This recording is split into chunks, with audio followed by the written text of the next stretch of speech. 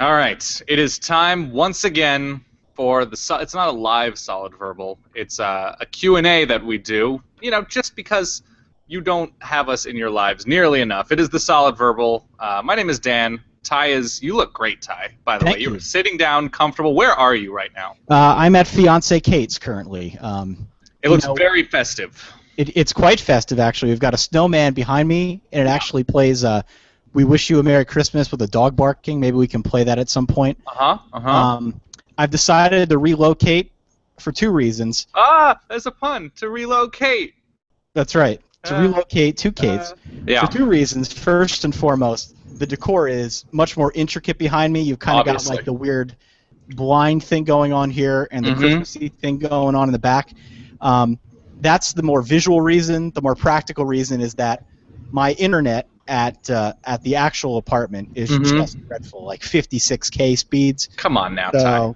Fiance Kate has a much more elaborate setup for her internet. It works a little better, so that's why I'm here. Okay, fair enough. I am at, as you can see behind me, yes. I'm at SB Nation Vox Media HQ. I am in a meeting, like a small sort of nook meeting room. We call it the little one because it's a little room. The little one? Yeah, people are still sort of hard at work. I sit somewhere back there, somewhere right in there. And I've got a bunch of questions because a lot has been happening, and we actually really couldn't get to as much as we wanted to get to on our playoff selection reaction, conference championship reaction show because there have been a number of new coaches, all sorts of things that we're probably going to get to this week on our regular show. But there is so much information. People are so curious about what two weirdos like us think, so we have questions that we're going to answer. Are you ready, Ty? Let's do this. Yeah, let's power through. Here we go. First question, this comes from Sam. If both TCU and Baylor had gotten in, would people be suggesting that the other conferences drop their championship games? Also, is it conceivable that a league could have two teams poised to make the playoffs, and when one loses in the conference championship game, that team would be out? Or Bama might have been out had Mizzou won. Okay, first part of his question. If TCU and Baylor had gotten in, do you think people would have eliminated championship games? No. No. Do not. I do not, because honestly there are so many teams and there's so much money to be made, even though attendance at various championship games was a little bit spotty depending on the conference. I still feel like with that many teams it's hard to justify. You want a champion in the conference. It's hard to justify having that many teams if you are not going to have a champion with divisions and so forth. So I don't think we're going to see that happening. What I do think you'll see as a result of the playoff, and you might disagree, now that the Big 12 does not have a team in, I think perhaps teams like Baylor, with strength of schedule, if they're not going to have that championship game at the end, that big attention-getting thing like we know helped out Ohio State at the end of the season with their win over Wisconsin, I could imagine teams like Baylor, I mean even Texas scheduled pretty well with UCLA and BYU, but focusing on making sure that there is an attention-getting game in the beginning of the season. So what I think I'm hearing from you then is that Baylor is going to schedule an attention-getting non-conference game in the beginning of the season? I don't know if they will. I think the lesson here is that they probably should. And one of those things is everybody's saying the Big 12 needs to go to 12 teams to get a conference championship game. Right. In order to go to 12 and have it be worth their while, they need two programs on the size of Colorado and Nebraska. They can't just, and our friend Andy Staples wrote about this for SI today, they can't just grab Cincinnati and USF or Memphis or Boise State. They need to add programs that will add significant cachet to be more attractive to TV deals, to sort of be able to increase those TV deals. Right. And I think it's a tough proposition. So I think in the short term, they're going to have to beef up resumes that are not going to include a conference championship game. Yeah, I mean, I was asking the question more as a means of making a joke. Yeah. Given where. But it's a joke that hits clearly to home, I think, for a lot of people. It is. You know, Baylor was 128th in the nation in non-conference scheduling. Yeah. So clearly they're going to want to beef up that record or that resume any way they can, regardless of whether or not it makes sense to have or not have a conference championship game. I don't think you'll see teams trying to get rid of that. I think the circumstance that may force some conferences to get rid of their championship game is if they go to an 18 playoff. Right. But until that happens, I don't see any real need to get rid of that conference championship game. It's a great way to display the best that your conference, presumably the best that your conference has to offer, right, in the hours leading up to that final selection committee ranking. So no, I don't see that happening at all. And to answer the second part of his question, if Alabama loses to Missouri, are they out? Yes. I think probably. Yeah. Probably, and from some of the shows we did, I went back and forth on this one a little bit here and there. I think they're probably out if they lose to Missouri, despite the fact that they were previously a number one team. Yeah. The fact that Missouri didn't quite have the cachet as some of the other teams who were playing conference championship games. To me, it seems like Alabama probably would have been out in that odd circumstance. Yeah, it's a two-loss team to a team without a very good resume. When you have one-loss teams with pretty good resumes, it's very difficult. So, yeah, I think that would have been very tough. This comes from James. Are you guys listening to Serial? Ooh. I am in the middle of episode 8. Okay, so you got a little bit of catching up to do. I am current. Fully caught up. I am current with Serial. So without giving any too much away about your thoughts about the actual content and story of Serial, are you a fan of what Serial does, the concept of Serial, and how they execute it? No, absolutely. Weird wording intended. Yeah. Yeah, absolutely. I am intrigued from not only the standpoint of a casual observer, a casual listener, casual fan, but certainly from the perspective of a podcaster. Yeah. Because what they're doing is pretty incredible. 1.5 million listens, I think, per show, which is pretty crazy. Astronomical. I actually have corresponded with our good friend West Coast Kevin. Yes. About Serial, there was an article published. When you started that sentence, I actually corresponded with. I was expecting some bombshell. Adnan or Jay. Yeah, or Sarah. Any of these people. Yeah.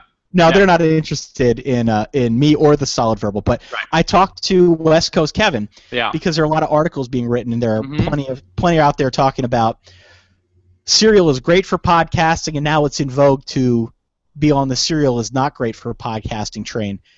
And why do people think it's not good for podcasting? I think because they want to be part of something, and everyone else is on the it's good for podcasting bandwagon. Right. And so now the only other bandwagon out there is to take the opposing viewpoint. I don't see how it can't be good for podcasting. I've referred probably a dozen or so people to Serial already. Oh, yeah. Most of those people who haven't been tuned into podcasting at all have come back to me and said, "Wow, this is great. Is there anything else out there that?" That was my experience with a couple of friends. Right? Was talking about Serial, like what else is good? I have all these commutes. Like, well, the Solid Verbal. That's right. That's right. So I think it's a very good thing for podcasting. The only question I have about Serial is where it all ends, because I don't think they have any idea yet. And for me, as a listener, that's a little bit hard to get my head around. But and it very much doesn't present itself necessarily as an arc. It's much more of like, here is a whole bunch of information, and this is why it's sort of weird and strange, and what we think of it, and let's explore it from different angles. It's not necessarily like Act 1, this, Act 2, this. There are elements of that, but it's not presented as like a rising action, falling, and resolution kind of thing. Right, and absolutely, that is absolutely the case. I'm just not used to that. Yeah, no, it's true. Neither am I. Next question. Who are your favorite players from the past of your respective college teams? That comes to us. Just give me one. One person doesn't necessarily have to be the best, but the one you most enjoyed watching. Rocket Ishmael. It's always Rocket Ishmael for Notre Dame. Yeah, the Rocket, number 25. My favorite Duck of all time, you know who it actually is? He is going to be forgotten probably in history, but I just loved watching him so much. Jeremiah Johnson. Ooh, he was running back 2007, 8, somewhere in there. I think he had a great stiff arm. He was just very fun to watch, and he was like the first really good Oregon spread running back. I don't know if he was there for Chip Kelly's. Oh, he was there for Chip Kelly's first and second season as coordinator, 2007-8. He was sort of the beacon of this is what we can do in this offense, and he wasn't even a top type running back. So. You know, you could have said Howard the Duck there as your favorite Duck, and that would have had a little bit more slapstick to it. Have you concluded? You're not. Yeah, I'm done. Okay. No. I'll see myself out. Okay. Next question. This comes from Steven. If the Big Ten is the worst of the Power 5 conference, which he thinks is uncontroversial, and I don't think they're as bad as we probably thought they would be after week 2. Are they worse than the ACC?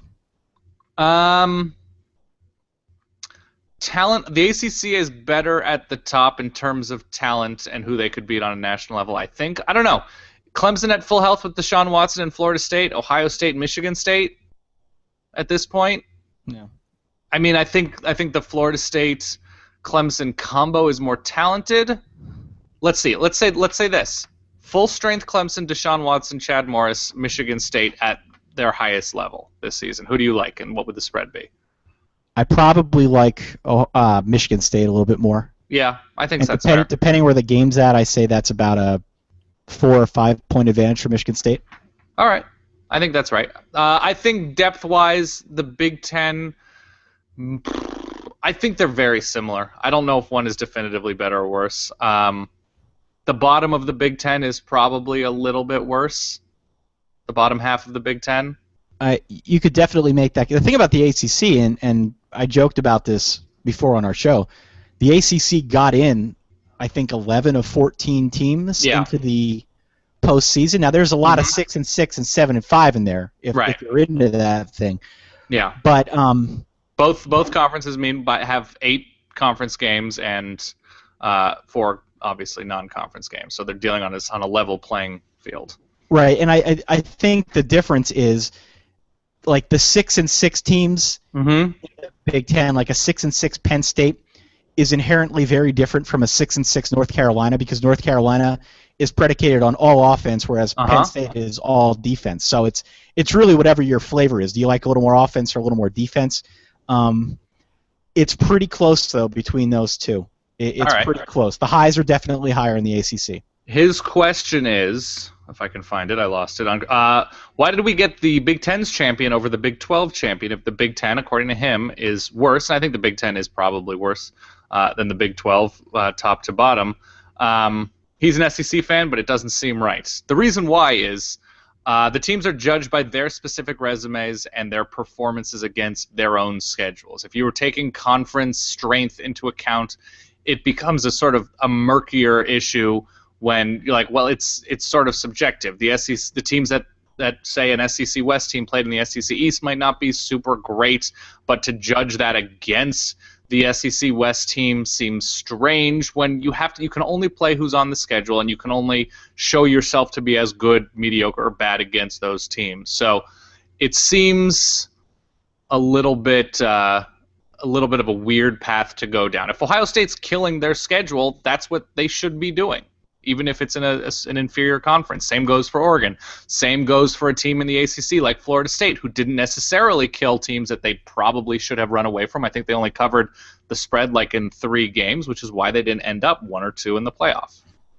The other thing is, who was the champion of the Big 12?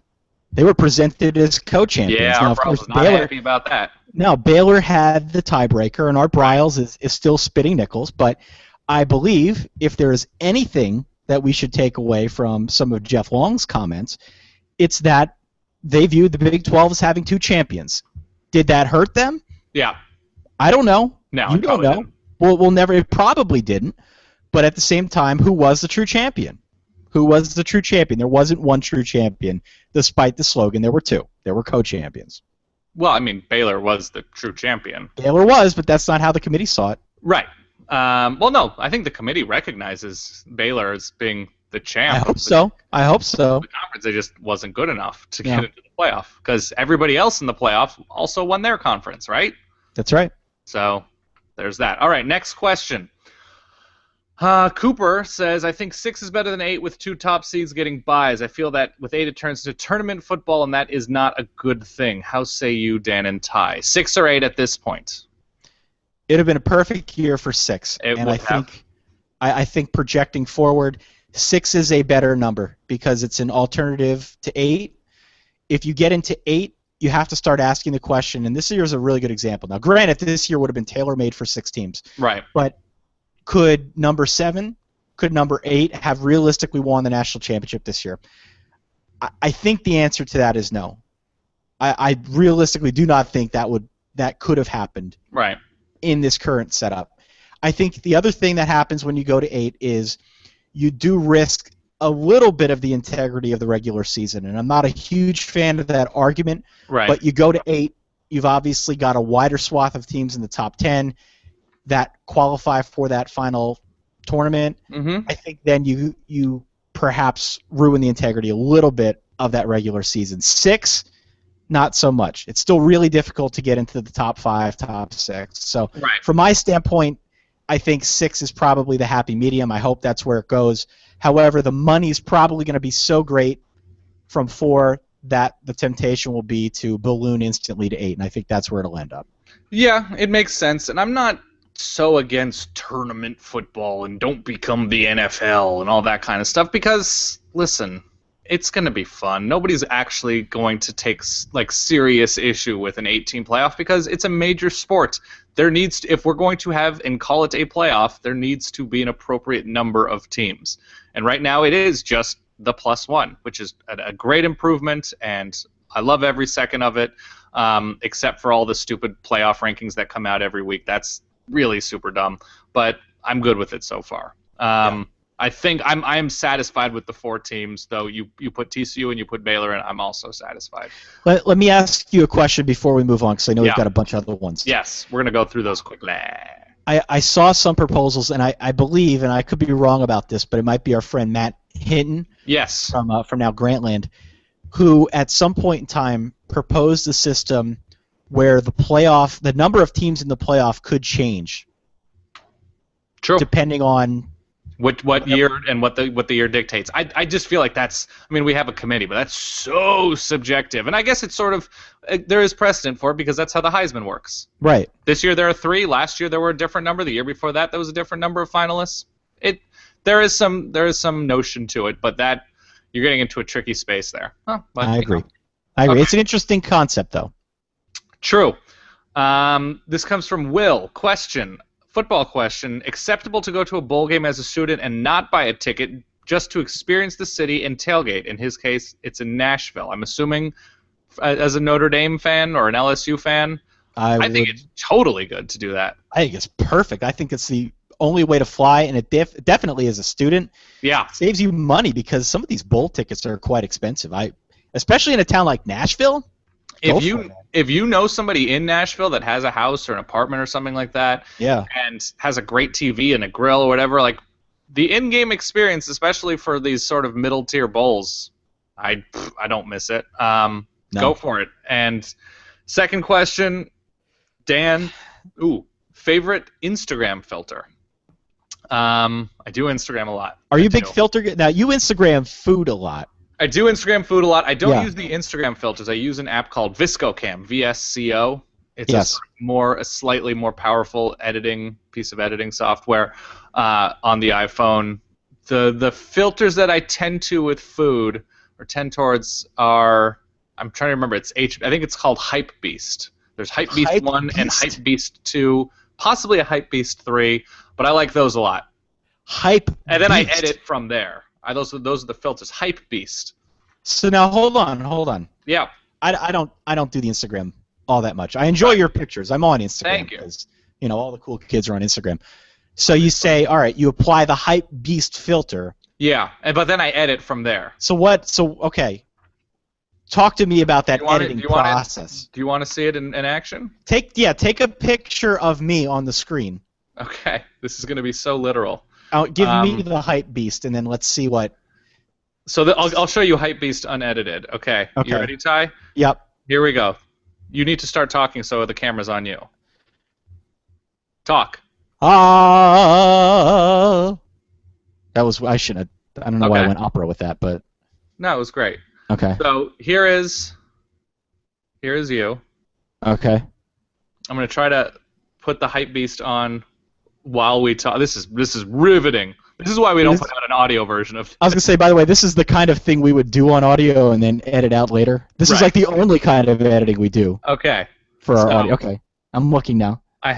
This is the picture. Yeah. Okay. I am going to scroll across, and I'm going to... What's the letter number combination on the hype beast? HB1 or HB2. Oh, okay. Very literal. So that is with... Oh, that's nice. That's nice. Yeah, look at that. Yeah, it's pretty good. Okay. And then Hypebeast 2, it's just a little bit darker. Yeah, a little... I can't imagine you can tell. It's a little blurry, but okay. So we've got the Hypebeast filter on there. Yeah, and then I'll edit it from there. Okay. So, I don't know. Whatever. You had some we can label this video as a tutorial. Yeah, it is a tutorial. Yeah. All right. Next question. This applies to both of us. But yes. What's Ty's policy on being chummy with old flames now that he's found the solid wife to be? Ooh.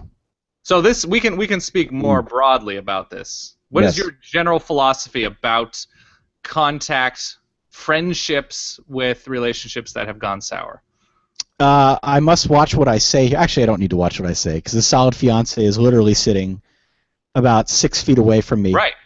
But as far as old flames go, yeah, I have not yet been in the position where I've even needed to think about having contact with an old flame. In the solid fiance's case, we have encountered an old flame, and I think the proper approach has been to just be cordial, yeah, be friendly, absolutely. but there's been no chumminess that I've been able to discern thus far, Dan. I'm probably a bad person to ask here.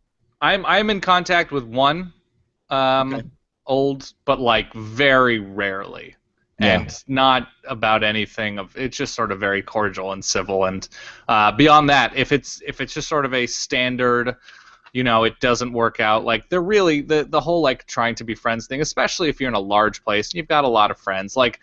Somebody's going to be affected by that friendship in a negative way, and it's best just for both parties to just go about their lives in separate directions. So my question then back at our respondent here. Yeah. If your contact is now chummy, why is it an old flame at all? Like, shouldn't you start that back up if there's a chumminess? No. Well, sometimes I'll give my example. In my case, like the ex-girlfriend that I will talk to occasionally about just very basic things. Yeah. It didn't end for poor reasons. It ended for geographic reasons. And but you're also not characterizing that exchange as quote unquote chummy.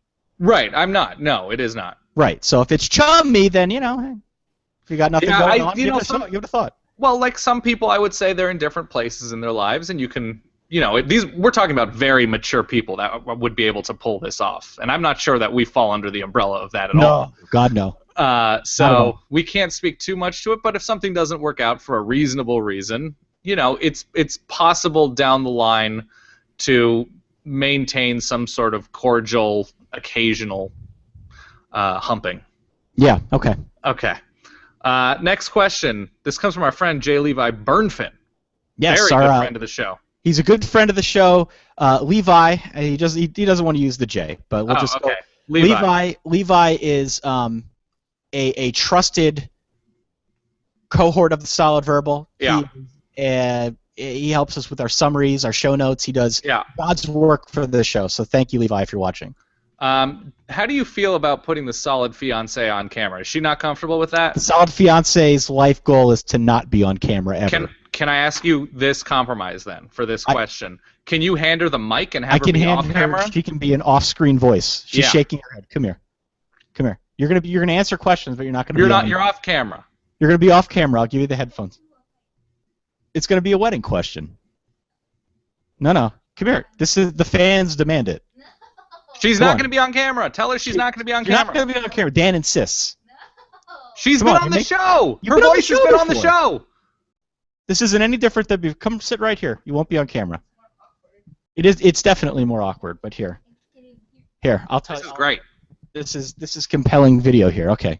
I will be your translator here. I can tell the audience, even though they can't see her, that she is far out of Ty's league.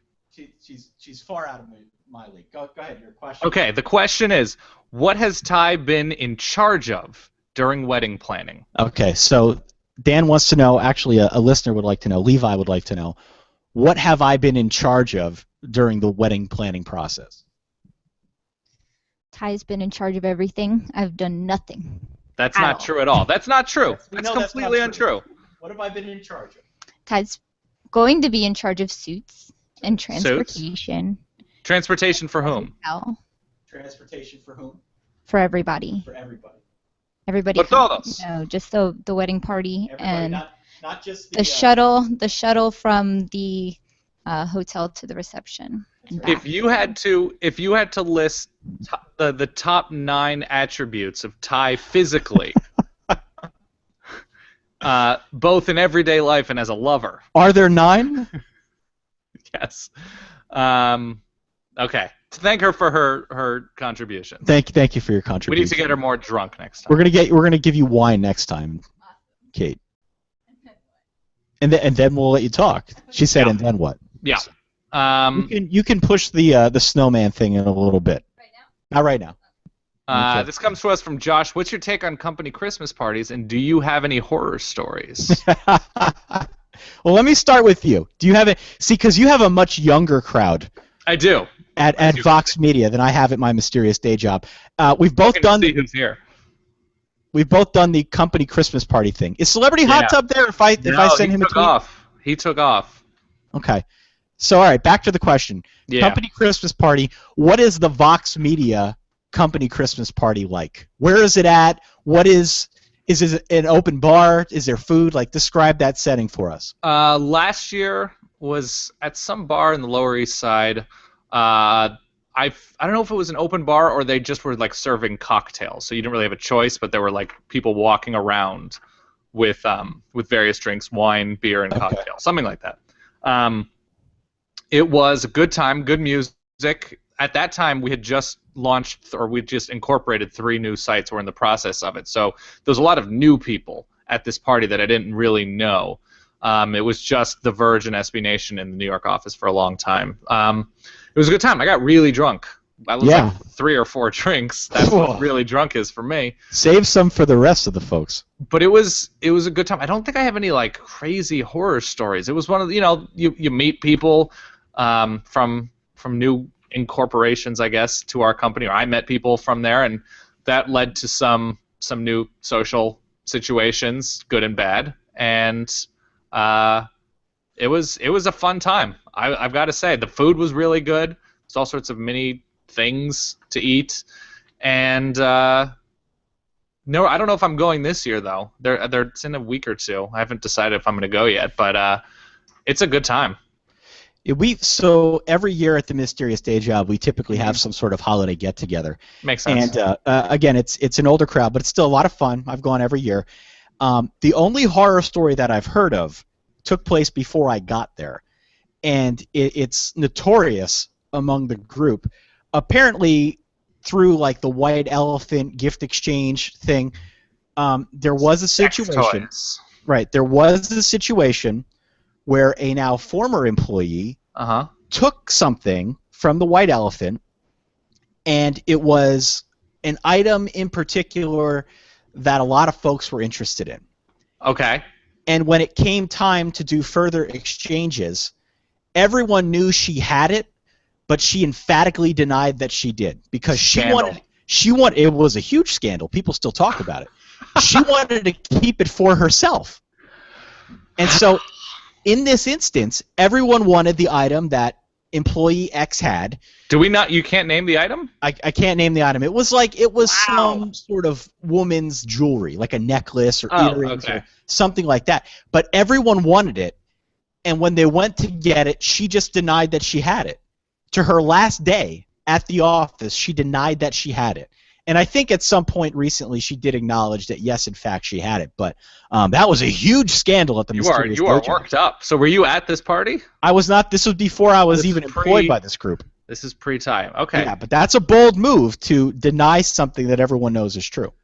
This comes from our buddy JP. If money were no object, and by the way, kudos on the grammar, JP. Yes. When you use the hypothetical, it's were, not was. It's were. If money were no object and you could attend any non-college football sporting event in the world, which would you choose? My mind, I got this immediately. I knew exactly what I wanted to do. Do you know? I would probably say the Masters. The Masters, spare no expense. You are a golf fan. You do like playing and watching. I'd probably say the Masters. I've always wanted to go. I've always wanted to play Augusta National. Sure. That will probably not happen, but I could get there in some sort of spectator capacity. Right. Mine is actually a very similar answer in its sensibility, but not in reality. Wimbledon. If I could go to Wimbledon and just be proper as hell, go to Henman Hill. I'm not crazy about the prospect of eating a lot of English food, but going to Wimbledon and just the grounds and enjoying the pageantry, I think that would be a really good time for me as a tennis nerd. So would you go all white if you were at the All England Tennis Club? Probably, yeah. Yeah, I think that you almost have to, right? Deep V-neck sweater. You're in Europe, so it's acceptable. Yeah, absolutely. Okay. All right. Next question. This comes from David. I'm a Michigan fan who can't get into Michigan for grad school. Where should I go instead that has a good football team that is unlikely to conflict with cheering for Michigan? Okay, impossible to know when you don't know what kind of grad school he wants to go to, but let's use that idea. If you had to go to grad school right now, where would you go and what would you study? Ooh, well, as you know, I don't have the journalism degree that you do. True. So it would seem logical to explore some sort of broadcasting field if I were going to grad school. I know Syracuse is very good for broadcasting. However, if I don't have to go to a really cold city at this juncture in life, choose anywhere. You can learn how to broadcast and not go to Western New York. Yeah, if I could learn how to broadcast, assuming all things are equal, I would probably pick University of Georgia. I've said time and time. Oh, you loved Athens in Georgia, yeah. I love me some Athens, Georgia. Okay. That's reasonable. I don't know Maybe if I'd go like North Carolina. North Carolina would be interesting because they're good at broadcasting. I like how you want to go to a broadcasting grad school when you created and host the biggest college sports podcast in the world. One of the top 200 podcasts on iTunes. Yeah. The piece of paper at this point may not actually be required. Let's say that.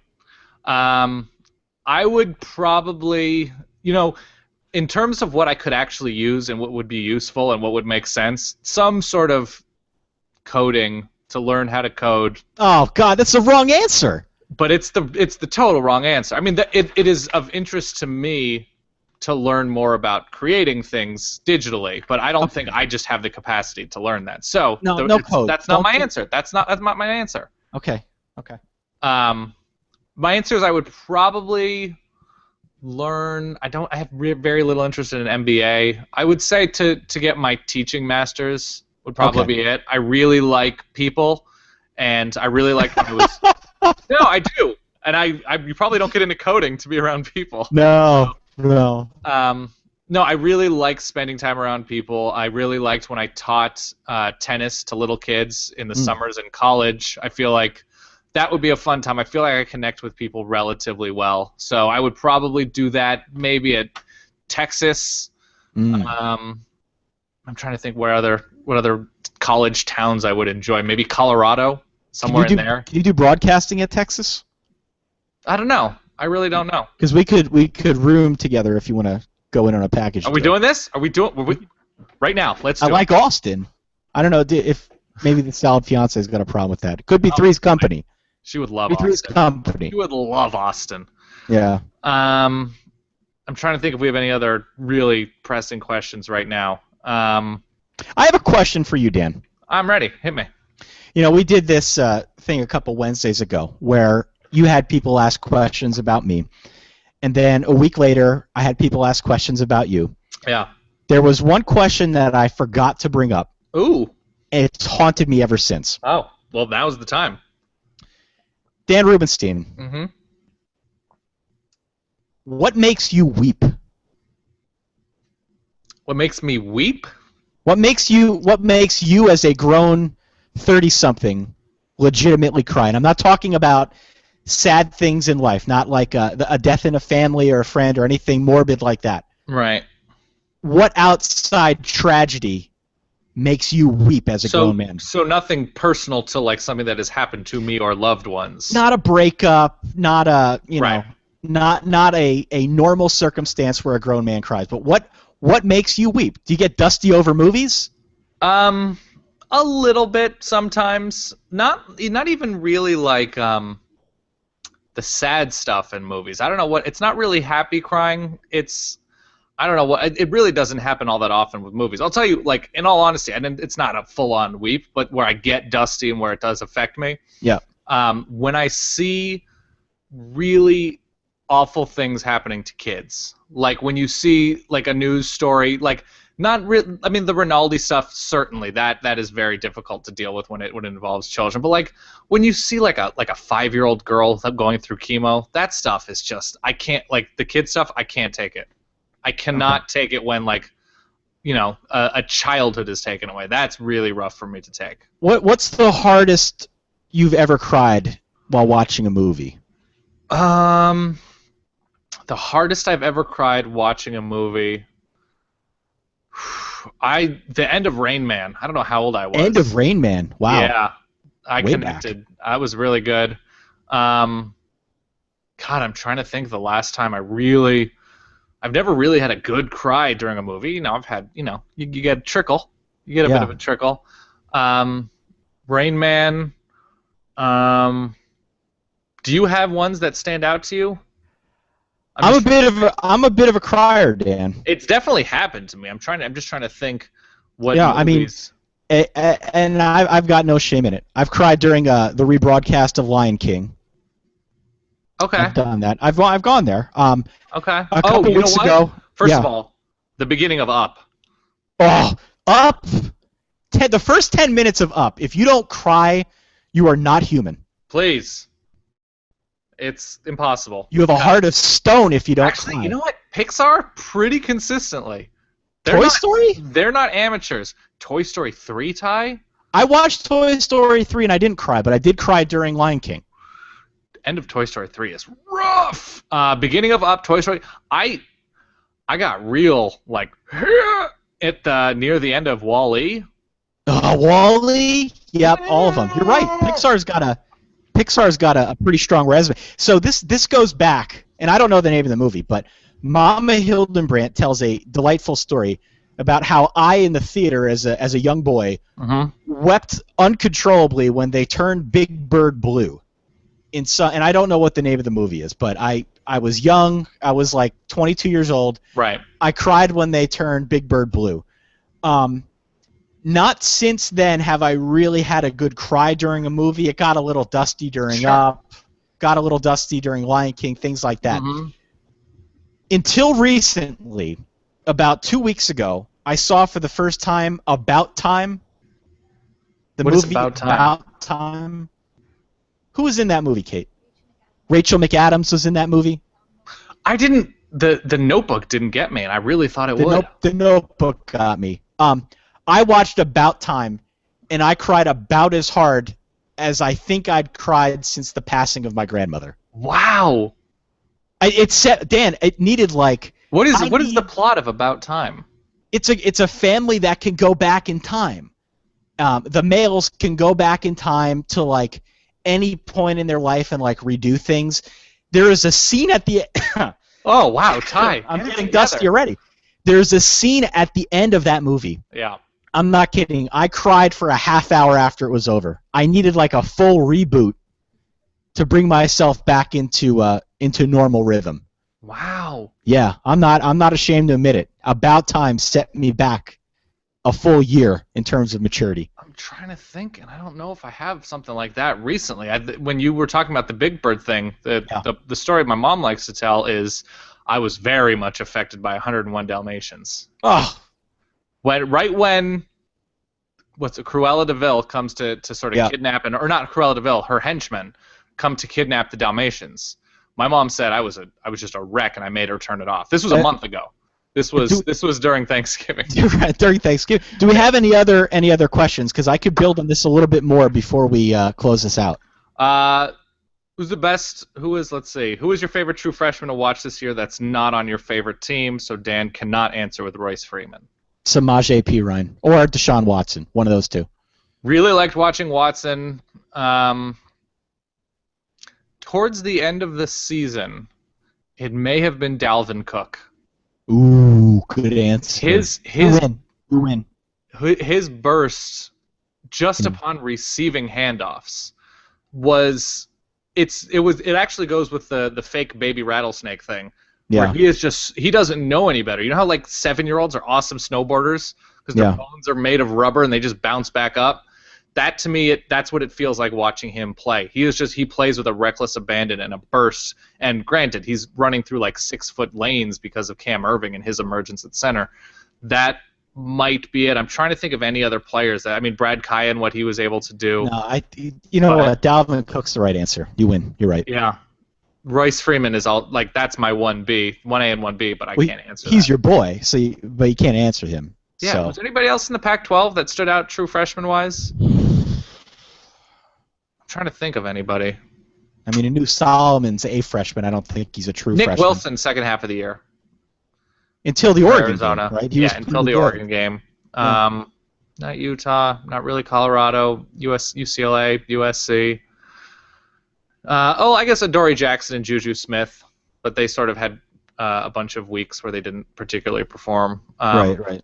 But Dalvin Cook, just with becoming a featured back, a workhorse back for a national championship contender in the second half of the season because of injury and exceeding already high expectations. That might be my answer. Okay. Anything else? Well, I was going to continue on. What else do you have crying-wise? Oh, God. Well, I wasn't going to go with the crying anymore because what do you got? myself out to be a wimp here. Let's jump off of that. I was going to ask as a young man. Me? What, There's nothing young about me, Ty. Movies. What was the most impact a movie had on you as a maturing young man? What does that mean? Did you see a movie like Top Gun and want to join the military? God, no, not really. I'm much more of a TV person than a movie person. Did you see something on TV and it changed the course of your life? I'm trying to think. If it changed the course of my life, it affected why I wanted to become a broadcaster, I suppose, or why I wanted to get into this whole sports media thing. Let me say this. Sandlot. Yeah. In the Sandlot, there was an interesting story about the young man becoming a broadcaster, and I know you're a big fan of the Sandlot. Sure. Is that something you looked at and said, "Wow, I'd love to call the Jet Rodriguez"? You know what? It made me want to be on July 4th. It made me just want it to be July 4th all the time because that's one of my. You now have a weird fetish for all women that look like Wendy Peppercorn. Yeah, I haven't. Blonde has not been my thing. I think I've only dated two blondes technically. Okay. But yeah, Wendy's great.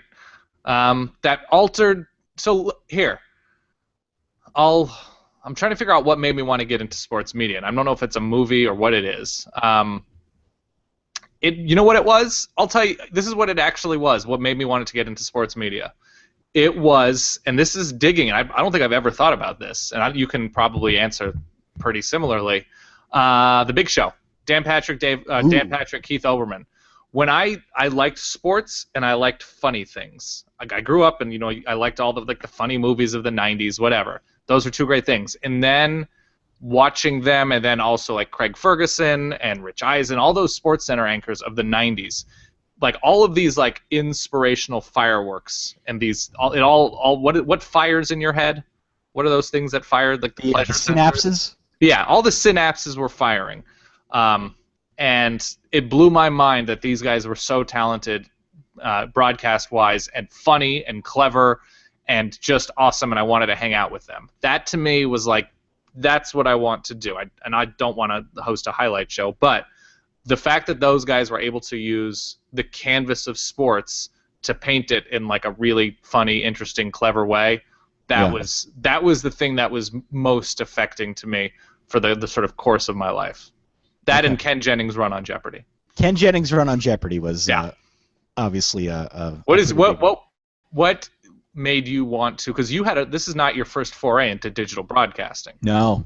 So what to you, and you've been a sports writer, you've been broadcaster, what to you was the thing that shoved you into, I need to be involved in this world somehow? Wow. The Sports Center stuff is interesting because from a pretty young age, I used to tape Sports Center. I used to watch Sports Center before I'd walk to elementary school. So for me, that was a huge deal, and it remains a huge deal. I was always really caught up in play-by-play guys. And I think that above all else is really what got me thinking about doing this. There's an early tape which I could probably find and probably put on our YouTube channel. Okay. Of me actually at the College Football Hall of Fame. Okay. Going in one of those booths and calling some runback of it might have been Rocket Ishmael actually. That's like the earliest thing of me doing this, but I'd have to say it goes back to watching Keith Jackson. Yeah. It goes back to like the early years of Bob Costas. Probably goes back to the early years of the really early years. Right. Before Chris Berman got irritating. Yeah. I was never big on Berman even then. I was always Dan Patrick and Oberman. I sent in from a very, gosh, I don't even remember what kind of computer this was, like an old Apple LG2 with a 56K connection. I sent in a nickname to Chris Berman that he used on air. Is that true?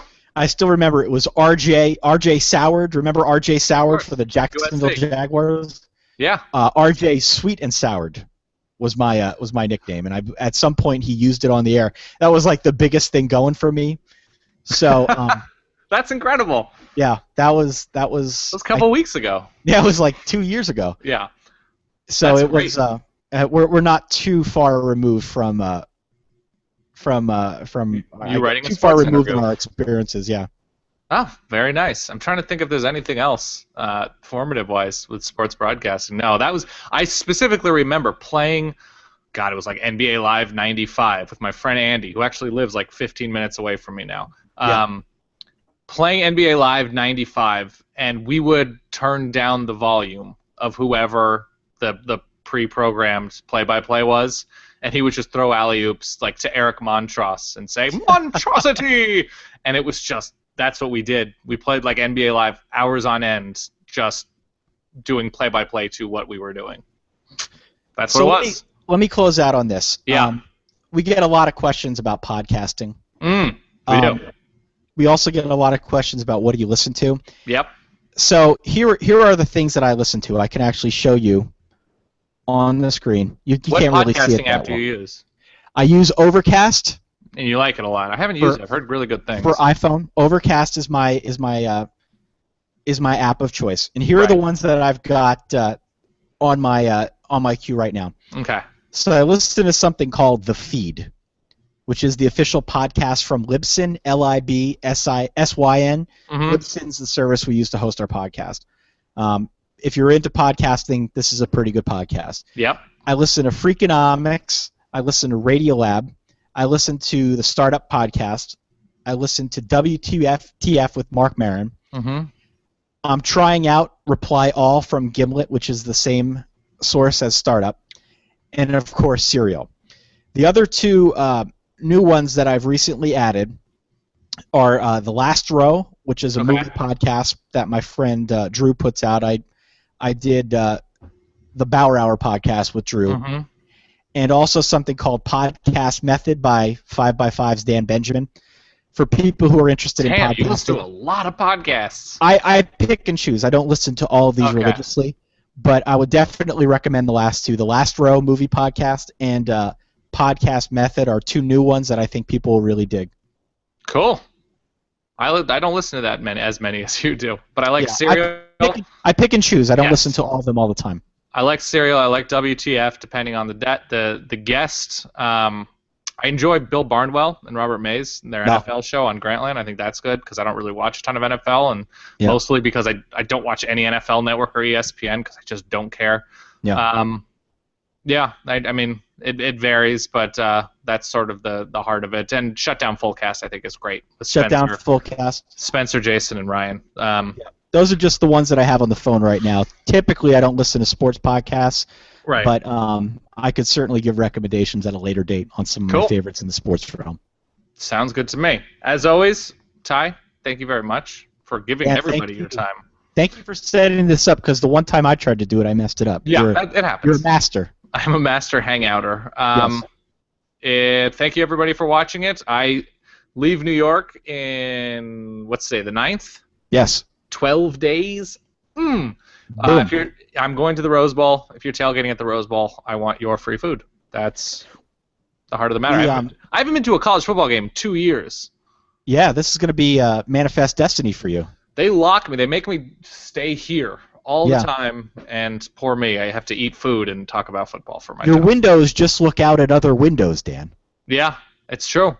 That's really what it is. There are fewer and fewer people here, and there's just more windows.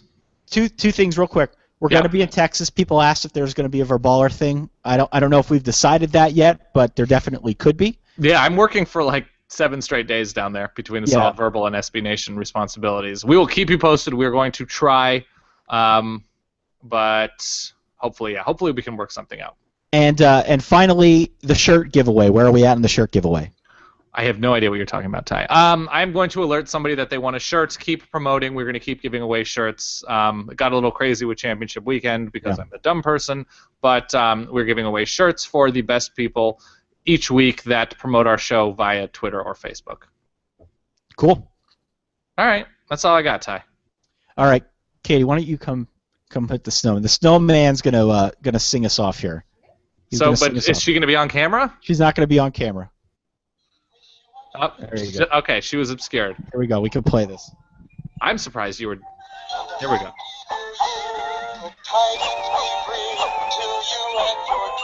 You got a Hanukkah one? We don't have any Hanukkah. All right. I'm sorry. All right, next time. Here we go. Thank you very much for listening or watching. We will see you next time. Thanks, Dan.